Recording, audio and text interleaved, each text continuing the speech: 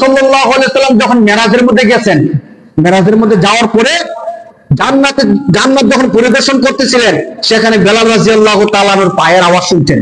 তো আল্লাহ রাসূল দুনিয়াতে আসার পরে, মুসলিম শরীফের হাদিস, আল্লাহ রাসূল দুনিয়াতে আসার পরে বলতেছেন, বেলাল তুমি কি এমন আমল করো যে আমলের কারণে আমি তোমাকে দেখলাম জান্নাতে তোমার পায়ের আওয়াজ আমি শুনছি?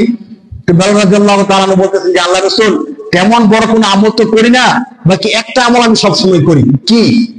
বেলাল রাদিয়াল্লাহু তাআলা আনহু বলেন যে আমি যখনই ওযু করি, খুব ভালোভাবে ওযু করি এবং ওযু করার পরে 2 রাকাত নামাজ আদায় করি। সুবহানাল্লাহ।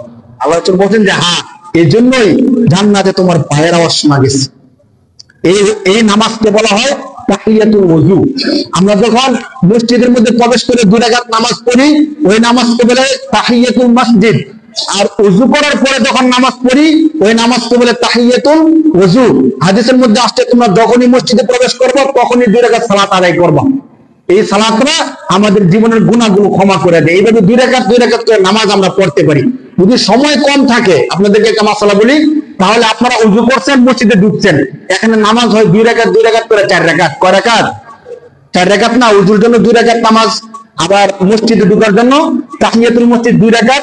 কিন্তু ফুকাহে কেরামগণ বলেন, কোন ব্যক্তি যদি নামাজের মধ্যে দাঁড়ানোর সময় নিয়তটা এইভাবে করে যে আমি 2 রাকাত তাহিয়াতুল ওযু এবং 2 রাকাত তাহিয়াতুল মসজিদ একসাথে আদায় করতেছি, তাহলে নামাজ পড়বে 2 রাকাত, সওয়াব পাবে 4 রাকাত। সুবহানাল্লাহ।